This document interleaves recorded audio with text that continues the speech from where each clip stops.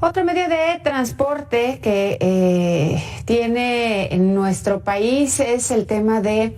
A ver, no, estamos hablando del transporte que tiene deficiencias, sí, el transporte público en general, otro tipo de transporte, pues no, en general todos son lo mismo. El arquitecto Oliver de la Rosa, maestro en proyectos para el desarrollo urbano con especialidad en movilidad urbana, nos acompaña esta tarde para darle seguimiento a este tema y pues sobre todo que desde el punto de vista de los expertos, Oliver, nos compartan qué es lo que hace falta. Todo el mundo lo conocemos, pero el actuar de las autoridades, ¿por qué no? ¿Hay algunas, Oliver, que le subsidian a los concesionarios las unidades y que todo parece miel sobre hojuelas, pero la realidad de los usuarios es totalmente distinta? Bienvenido, buena tarde. Hola, ¿qué tal? Muy buena tarde, Ale. Un gusto estar con todos ustedes.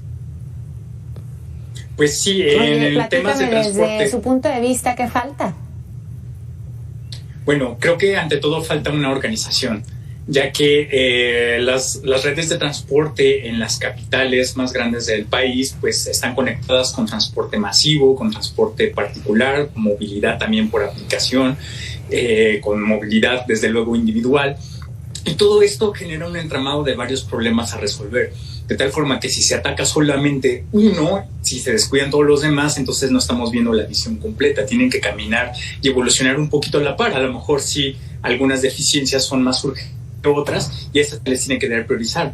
Pero para ello debe haber un análisis de cuáles son los factores más importantes que cada ciudad o cada locación urbana está presentando y sobre eso trabajar. Y ese análisis desafortunadamente aún todavía no se tiene.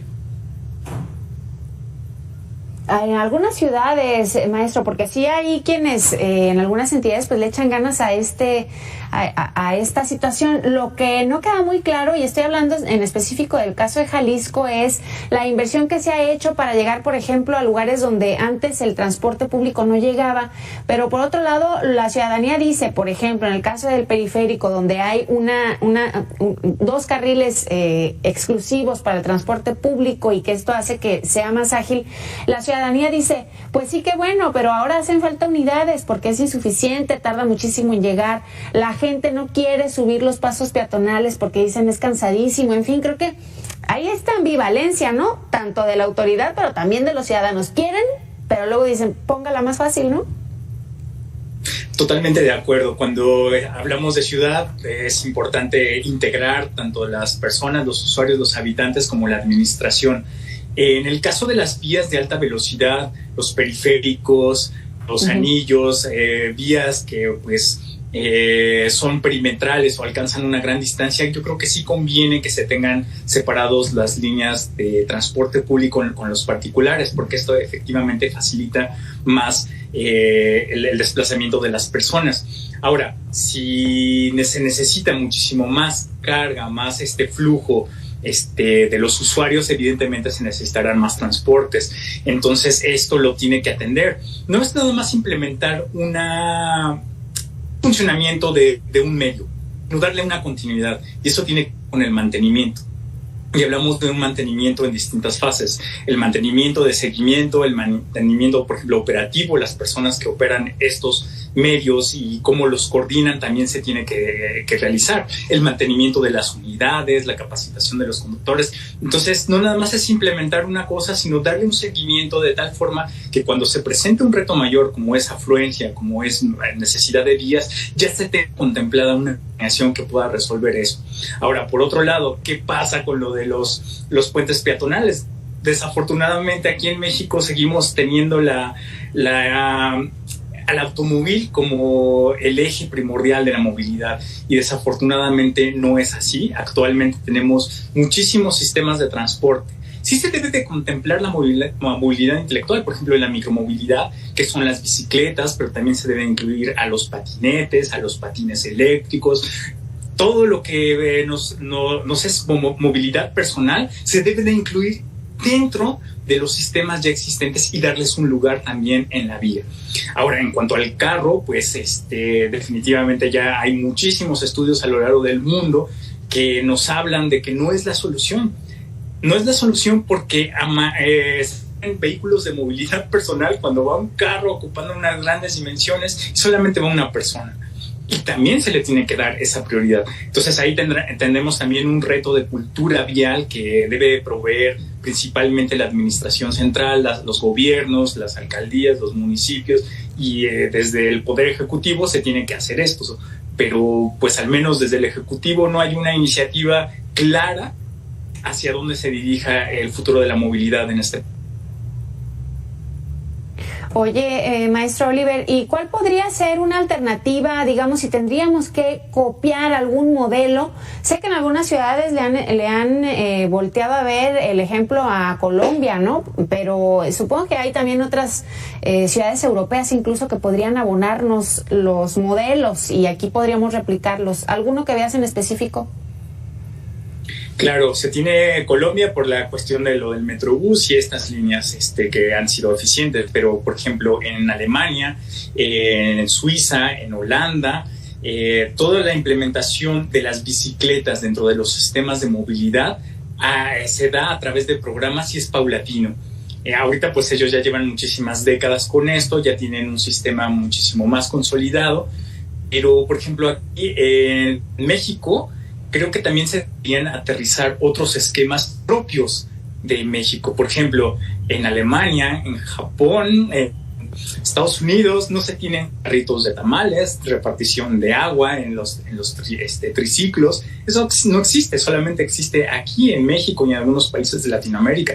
¿Cómo integrar a esos usuarios? O, por ejemplo, los usuarios ahora de patineta, a partir de la pandemia, que fueron muchísimo más empleados estos medios de transporte individual, de patines, ¿cómo se integran? Ahora la bicicleta eléctrica está a la alza, están cada vez adquiriéndose más modelos, tanto nacionales como extranjeros, y se están importando todos estos vehículos. ¿Cómo entran en eso? Yo creo que hace falta muchísimo análisis por parte de los especialistas, pero también integrando a los usuarios, porque cuando se hacen los programas y los planes se tiene un sesgo, se privilegia generalmente un grupo y se descartan los demás o ni siquiera se toman en cuenta. Entonces, en estos programas de desarrollo de movilidad deben incluirse a los usuarios para que nos cuenten cuáles son las problemáticas que viven día con día y de qué manera se les puede ayudar y solucionar para integrarlos a un sistema verdaderamente de movilidad urbana. Y ya que estás hablando de tomar en cuenta los usuarios, maestro Oliver, hace, ya algunos ayeres que se implementaron en el metro, en la Ciudad de México, los vagones rosas, ¿no? Exclusivos para el uso de mujeres, y que por ahí se colaba uno que otro hombre y las mujeres hacían lo suyo y los expulsaban. ¿Qué tanto han funcionado? Es decir, ¿podrían replicarse en algunas otras entidades? ¿De veras son efectivos? Híjole, esa es una pregunta bien complicada de resolver, porque haciendo encuestas a las usuarias, efectivamente la mayoría se siente más segura en estos vagones exclusivos.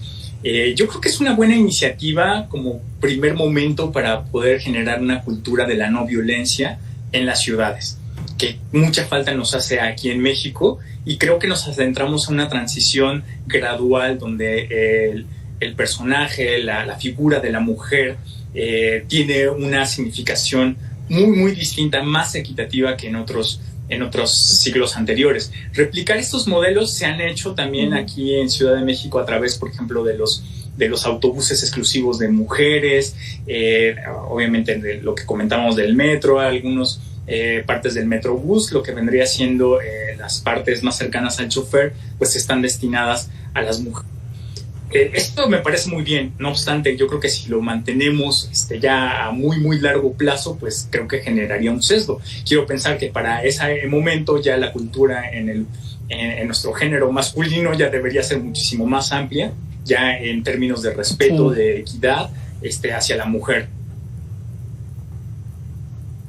Oye, maestro Oliver, y nada más para conocer tu opinión sobre este tema, hay algunas iniciativas, y vuelvo al caso de Jalisco, porque me parece que todo lo que sea para aliviar un poco el tráfico de algunas zonas está bien, pero hay por ahí propuestas de algunos diputados que dicen, podríamos poner el transporte de la escuela como algo obligatorio, el transporte escolar como una situación obligatoria para todos los alumnos, pero no nos queda claro, y eso lo dicen los diputados, no nos queda claro si tendría que ser el transporte otorgado por parte de la autoridad, es decir, transporte público, o si tiene que ser obligatorio pero a la vez privado. Creo que esa situación está súper debatible y la verdad a mí me suena más bien a una idea descabellada. ¿Tú cómo lo ves? Híjole, también habría que analizar qué tantas escuelas, cuál es la población para poder distribuir a todos los alumnos. En Suiza y en Suecia hicieron algo muy parecido. Tomaron en cuenta también el transporte escolar para integrarlos dentro de los sistemas de movilidad urbana en general a través de la teoría de la visión cero, que involucra las 0 muertes de ninguna persona debe darse la muerte a partir de algún hecho de tránsito o cuestión vial. Y esto me parece bien, pero hicieron un análisis maravilloso, por ejemplo, de las distancias, ¿no? Si se tienen tantas escuelas en un radio tal y la población de los estudiantes es esta, ok, ¿por dónde van a ir las rutas? Ok, ¿en qué velocidad van a ser las mínimas, las máximas? Entonces se hace un análisis y claro que les funcionó. La pregunta es si aquí el gobierno de Jalisco tiene esos análisis y de qué manera se va a implementar, se va a adentrar este transporte ya sea obligatorio o privado. Y ahí tendremos que sopesar también las cuestiones económicas. ¿Cómo anda el transporte privado versus el transporte público? ¿De qué manera se puede mediar? Mediante los datos, entonces ya podríamos tomar una decisión que fuese un poco más adecuada. Y por ahí también, maestro, y para finalizar, hay quienes proponen las entradas escalonadas para darle un respiro al transporte público y creo que eso sí sería lo más viable, como cuando estábamos en pandemia, donde se proponía que para que las unidades no fueran llenas hasta el tope, pues que se fuera entrando de manera escalonada. ¿Crees viable esta medida? Pues en ese momento en la pandemia creo que funcionó bastante bien, que se pueda, siempre los cambios son mejores cuando son graduales, porque así de repente, como decimos en México, de sopetón, pues pueden ser bastante agresivos. Entonces, a mí me parece una muy buena medida que pueda surgir de esa manera, ya sea introducir nuevos transportes o a partir de nuevas medidas. Con los reglamentos pasa lo mismo. Las cosas deben ser graduales, porque si no se siente una agresividad también directamente de la administración hacia los usuarios. Claro. Falta de empatía, ¿no? También. Pues muchas gracias, maestro Oliver de la Rosa, por compartir con nosotros tu análisis y unos minutos de esta tarde. Espero contactar contigo más adelante. Ojalá que con un panorama que nos guste a todos. Un gusto, Ale. Saludos a todos.